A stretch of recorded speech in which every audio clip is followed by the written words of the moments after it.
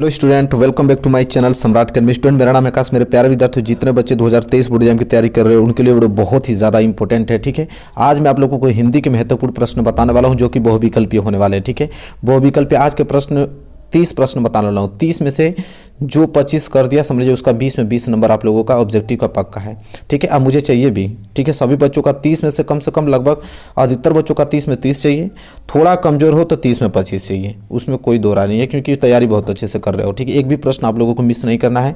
Video को पहले like कर दो, ठीक है, इसके बाद चैनल पर नए हो तो चैनल को जरूर सब्सक्राइब कर लो। इसके बाद टेस्ट देना प्रारंभ करो। पहला प्रश्न है, जल्दी से आप लोग आंसर बताओ। लास्ट में जरूर शेयर करना कि कितना क्वेश्चन आपने सही कर लिया है 30 में से। देखो, पहला प्रश्न यह है कि मुंशी प्रेमचंद्र द्वारा संपादित पत्रिकाएं हैं। ठीक है, ऑप्शन ए मर्यादा और हंस, ऑप्शन बी छाया और प्रभा, ऑप्शन सी सुधा और हंस, ऑप्शन डी जो है सरस्वती। बताइए क्या होगा राइट आंसर। प्रश्न यह है कि मुंशी प्रेमचंद्र द्वारा स्थापित पत्रिकाएं कौन सी, इन चारों ऑप्शनों में से। चार ऑप्शन दिया हूँ, बताना है कि कौन सा राइट आंसर होगा। तो देखिए यहाँ पे मुंशी प्रेमचंद्र द्वारा स्थापित जो पत्रिका है वो ऑप्शन ए होगा, मर्यादा और हंस। ठीक है, मर्यादा और हंस मुंशी प्रेमचंद्र द्वारा स्थापित जो है संपादित पत्रिकाएं हैं। ठीक है, चलिए क्वेश्चन दूसरा देखो। क्वेश्चन दूसरा बताइए क्या हो राइट आंसर। चिंतामणि निबंध संग्रह है, जो चिंतामणि निबंध संग्रह किसका है। ऑप्शन ए रामचंद्र शुक्ल का है, और ऑप्शन बी महावीर प्रसाद द्विवेदी जी का है, option C Yashpal, option D Jainendra. बताइए दूसरे का राइट आंसर क्या होगा। ठीक है, चिंतामणि निबंध संग्रह किसका है। तो देखिए चिंतामणि निबंध संग्रह जो है वो रामचंद्र शुक्ल जी का है। जितने लोगों ने ऑप्शन ए दिया होगा बिल्कुल उनका आंसर 100% सही है। ठीक है, चलिए मेरे प्यारे बच्चों आगे बढ़ते हैं और इसी के साथ हम बढ़ेंगे। देखिए क्वेश्चन नंबर तीसरे की तरफ। सोच समझ के आप लोग जवाब दीजिएगा, घबराने की कोई बात नहीं, पूरा समय दे रहा हूँ आप लोगों को सोचने का। क्वेश्चन तीसरा यह है, मेरी तिब्बत यात्रा कृति है, किसकी कृति है मेरी तिब्बत यात्रा। ऑप्शन ए राहुल संकृत्यान का, ऑप्शन बी जयशंकर प्रसाद जी का, ऑप्शन सी जैनेन्द्र का, ऑप्शन डी अज्ञे का। बताइए राइट आंसर क्या होगा क्वेश्चन नंबर तीसरे का। मेरी तिब्बत यात्रा जो कृति है वो किसकी है। ठीक है मेरे प्यारे बच्चों, ऑप्शन ए राहुल संकृत्यान की। जितने लोगों ने ऑप्शन ए पे क्लिक किया होगा उनका बिल्कुल 100% आंसर सही है। ठीक है, राहुल संकृत्यान याद रखिएगा। चलिए बढ़ चलते हैं अगले प्रश्न की तरफ। प्रश्न नंबर 4 देखिए, प्रश्न नंबर 4 क्या है, थोड़ा छोटा कर देता हूं ताकि पूरा दिखे आप लोगों को। ठीक है, प्रश्न 4 यह है कि निम्नलिखित कथनों में से कोई एक कथन सही है, उसे पहचान कर लिखिए। 4 दिया है ऑप्शन, चारों में से कोई एक कथन सही होगा, सही को ही पहचान कर लिखना है।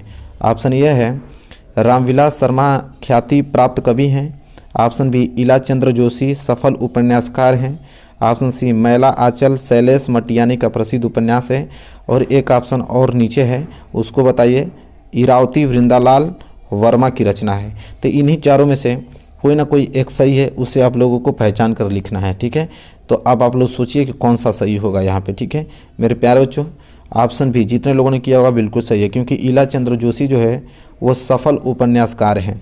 इलाचंद्र जोशी जो हैं वो सफल उपन्यासकार हैं, यही राइट आंसर होगा। जितने लोगों ने बी दिया होगा बिल्कुल राइट आंसर होगा उनका। ठीक है, चलिए आगे देख लेते हैं। अगला देखिए क्या है, 5वां प्रश्न। 5वां यह है, तितली उपन्यास है किसका। Option A Jaishankar Prasad, option B Premchandra, option C Jainendra, option D Yashpal. तो जो तितली उपन्यास किसका है बताइए। ठीक है, तो देखिए तितली उपन्यास है ऑप्शन ए जयशंकर प्रसाद जी का। ठीक है, तितली जो उपन्यास है वो किसका है, जयशंकर प्रसाद जी का। ऑप्शन ए जो है इस क्वेश्चन का राइट आंसर हो जाएगा। चलिए फटाफट आगे बढ़ते हैं और अगला प्रश्न मैं आप लोगों को दिखाता हूँ। देखिए प्रश्न number 6 very most important question है कि नीड का निर्माण, यहाँ पे नीड होता है, नीड का निर्माण किसकी रचना है। Option A doctor Rajendra Prasad, option B Pandey Bechan Sharma Ugra ji, option C Harivansh Rai Bachchan, option D में से कोई नहीं। तो नीड का निर्माण किसकी रचना है, तो इसका राइट आंसर हो जाएगा ऑप्शन सी हरिवंश राय बच्चन जी की।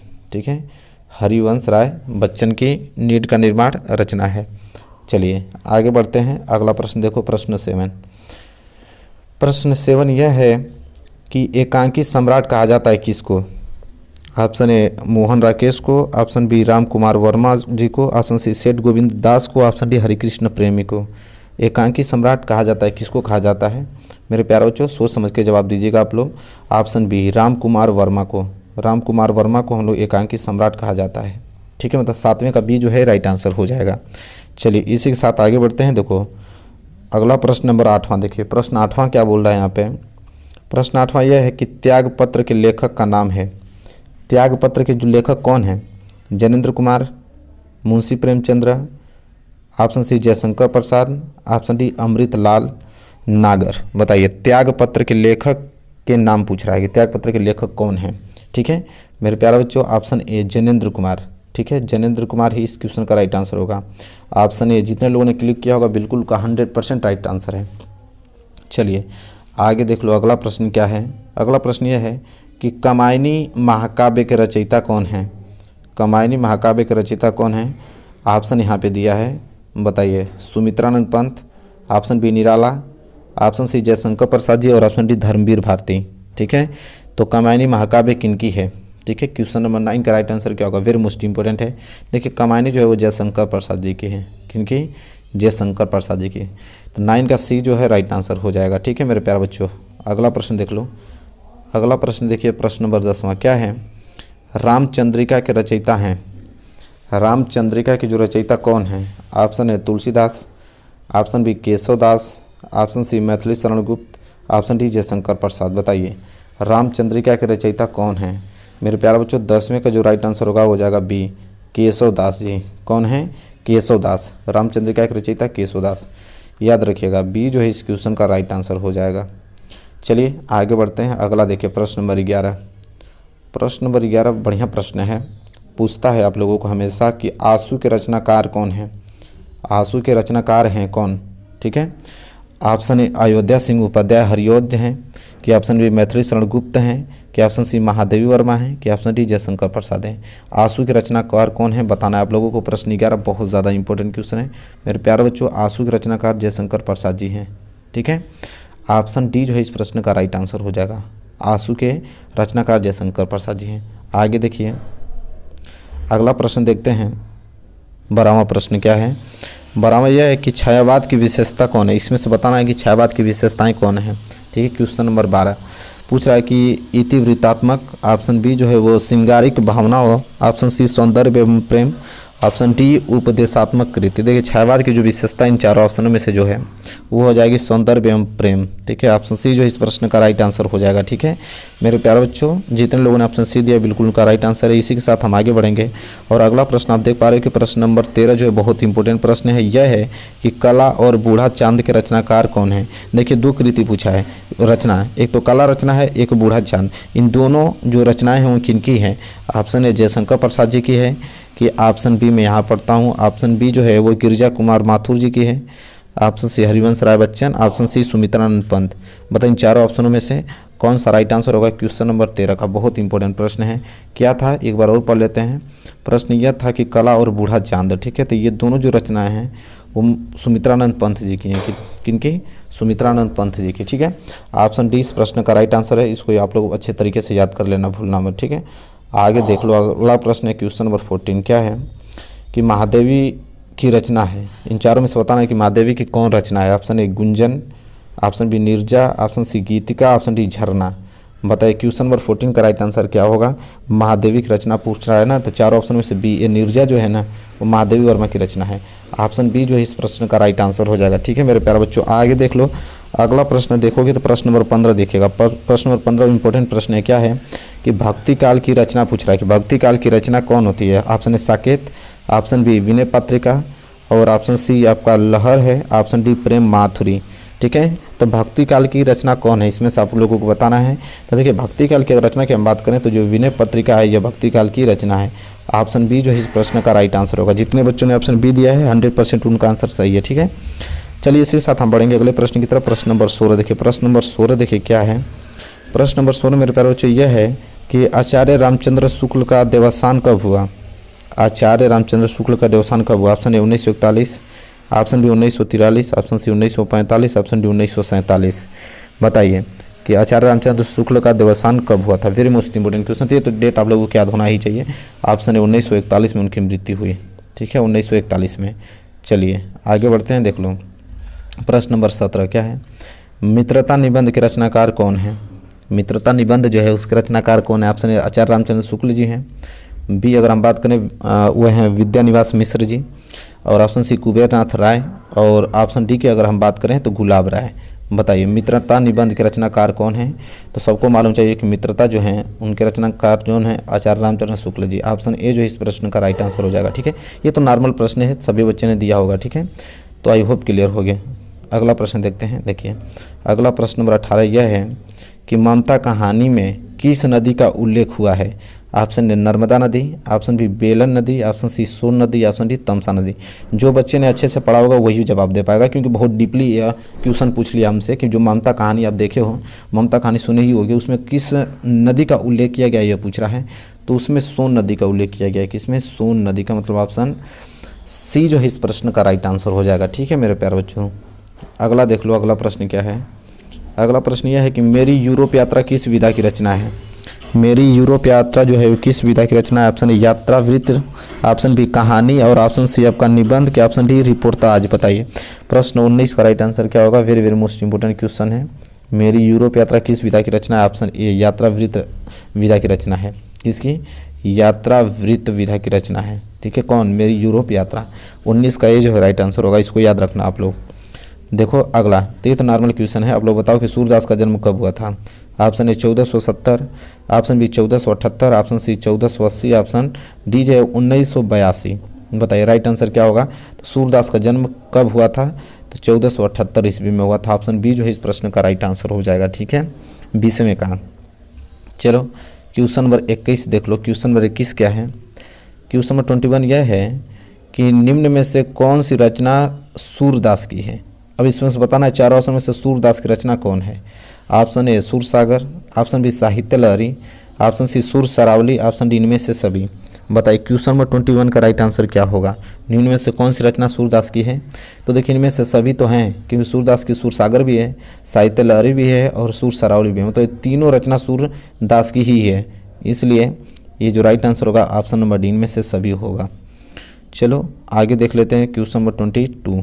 देखिए क्वेश्चन नंबर 22 क्या है? बहुत इंपॉर्टेंट प्रश्न है, देखते हैं। कह रहा है कि धनुष भंग शीर्षक तुलसीदास की किस रचना से उद्धृत है? धनुष भंग शीर्षक जो है तुलसीदास की किस रचना से उद्धृत है?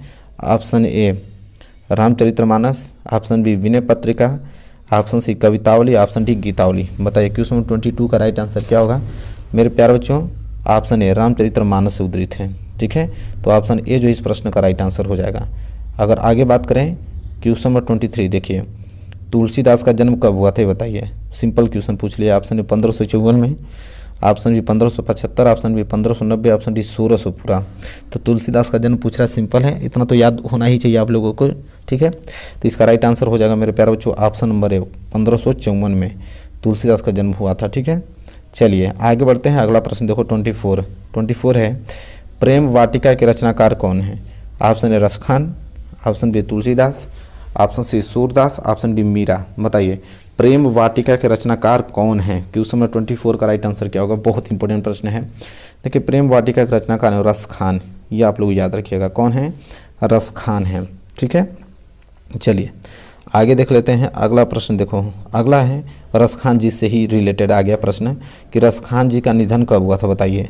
Option A 1618, option B 1620, option C 1626, option D 1630। तो रसखान जी का निधन कब हुआ था मेरे प्यारे बच्चों? जितने लोगों को याद है जल्दी से कमेंट कीजिए। तो 1618 में रसखान जी का निधन हुआ था। ठीक है, तो ये बात आप लोग याद रखना। आगे देख लेते हैं। अगला प्रश्न देखो, अगला प्रश्न यह है कि चींटी नामक कविता के रचनाकार कौन है? ऑप्शन ए महादेवी वर्मा, और ऑप्शन बी की बात करें तो जयशंकर प्रसाद जी, ऑप्शन सी सुमित्रानंद पंत जी, ऑप्शन डी सूर्यकांत त्रिपाठी निराला जी। बताइए 26 का राइट आंसर क्या होगा? चींटी के रचनाकार कौन है? तो देखिए चींटी के रचनाकार हैं सुमित्रानंद पंत जी। ठीक है, देखते हैं कितने लोगों ने सही जवाब दिया। ऑप्शन सी जो इस प्रश्न का राइट आंसर हो जाएगा। ठीक है मेरे प्यारे बच्चों, अगला प्रश्न देखो, प्रश्न नंबर 27। प्रश्न नंबर 27 है कि झांसी की रानी की समाधि पर कविता के रचनाकार हैं। झांसी की रानी की समाधि पर कविता के रचनाकार है। ये कविता है आप लोगों की, यहाँ तक झांसी की रानी की समाधि पर यह आप लोगों को कविता है। इसके रचनाकार कौन है? Option A Subhadra Kumari Chauhan ji, option B Ram Naresh Tripathi, option C Balkrishna Sharma Naveen, option D Makhanlal Chaturvedi. बताइए 27 का राइट आंसर क्या होगा मेरे प्यारे बच्चों? ऑप्शन ए सुभद्रा कुमारी चौहान जी हैं। झांसी की रानी की समाधि पर जो कविता है उसके रचनाकार कौन है? सुभद्रा कुमारी चौहान, याद रखना, ठीक है। अगला देखो 28 वही आ गया कि निम्नलिखित कथनों में से कोई एक कथन सही, उसे पहचान कर लिखिए। 4 ऑप्शन दिया हुआ ना, इसमें से कोई कथन सही होगा, ठीक है, और उस सही को पहचान कर आपको लिखना होगा। जैसे पहला मैं पढ़ता हूँ, जिसमें दिया है कि इंद्रजाल जयशंकर प्रसाद की प्रसिद्ध उपन्यास है। ऑप्शन बी है कि त्रिवेणी जो है रामचंद्र शुक्ल का कहानी संग्रह है। ऑप्शन सी है शिक्षा और संस्कृति डॉक्टर राजेंद्र प्रसाद की रचना है। ऑप्शन डी अजंता डॉक्टर भगवत शरण उपाध्याय का नाटक है। इन चारों ऑप्शन में से बताइए क्या होगा राइट आंसर क्वेश्चन 28 का। मतलब इसमें से कोई एक सही आप लोगों को क्लिक करना है कि कौन सा सही है इसमें से, तो ध्यान से पढ़ के आप लोग उत्तर दीजिएगा। देखिए ऑप्शन सी होगा, क्योंकि यहाँ पे जो शिक्षा और संस्कृति जो है ना वो डॉक्टर राजेंद्र प्रसाद की रचना है, क्योंकि शिक्षा और संस्कृति दोनों रचनाएं किसकी है? डॉक्टर राजेंद्र प्रसाद की। इसलिए हम ऑप्शन सी पे क्लिक करेंगे कि ऑप्शन सी जो है इस प्रश्न का राइट आंसर हो जाएगा, ठीक है। आगे बढ़ते हैं, अगला प्रश्न देखो क्या है 29 प्रश्न यह है कि जो अनामिका के रचयिता हैं, बहुत इंपॉर्टेंट प्रश्न है कि अनामिका के रचयिता कौन है? ऑप्शन ए महादेवी वर्मा जी हैं, option B Sumitranand Pant ji, option सी निराला, ऑप्शन डी अज्ञेय। बताइए अनामिका के जो रचयिता हैं वो कौन हैं? देखिए अनामिका की जो रचयिता वो निराला जी हैं, ठीक है, निराला जी। ऑप्शन सी जो है इस प्रश्न का राइट आंसर हो जाएगा। और लास्ट प्रश्न की ओर बढ़ते हैं, देखते हैं कितने बच्चे सही करते हैं इस प्रश्न को। प्रश्न नंबर 30वां कि नई कविता के महत्वपूर्ण कवि हैं। जो नई कविता है उसके कौन कवि हैं? Option A Mahadevi Verma, option B Rameshwar Shukla Anchal, और आगे बढ़े ऑप्शन सी की बात करें तो डॉक्टर जगदीश गुप्त, ऑप्शन डी लोचन प्रसाद पांडे। ठीक है, बताइए कि यहाँ पे नई कविता के महत्वपूर्ण कवि कौन हैं? तो मेरे प्यारे बच्चों, नई कविता के महत्वपूर्ण कवि वह हैं आपके डॉक्टर जगदीश गुप्त। ठीक है, ऑप्शन सी जो इस प्रश्न का राइट आंसर हो जाएगा। तो देखिए इस वीडियो में हमने आप लोगों को टोटल 30 प्रश्न कराया। देखते हैं 30 में से 30 में किनका आया होगा, 25 किनका आया होगा। जितने बच्चों का 30 में से जितने बच्चे कितना स्कोर किए हैं सब लोग कमेंट करके ईमानदारी से बताना। और तैयारी आप लोगों की अच्छे से तैयारी से चले मेरे चैनल पे, तो चैनल को सब्सक्राइब कर लो। वीडियो को लाइक तो करना ना भूलिएगा, वीडियो को लाइक जरूर कर लीजिएगा, शेयर कर दीजिएगा अपने फ्रेंड यहाँ। तो चलिए मिलेंगे नेक्स्ट वीडियो में, तब तक के लिए धन्यवाद।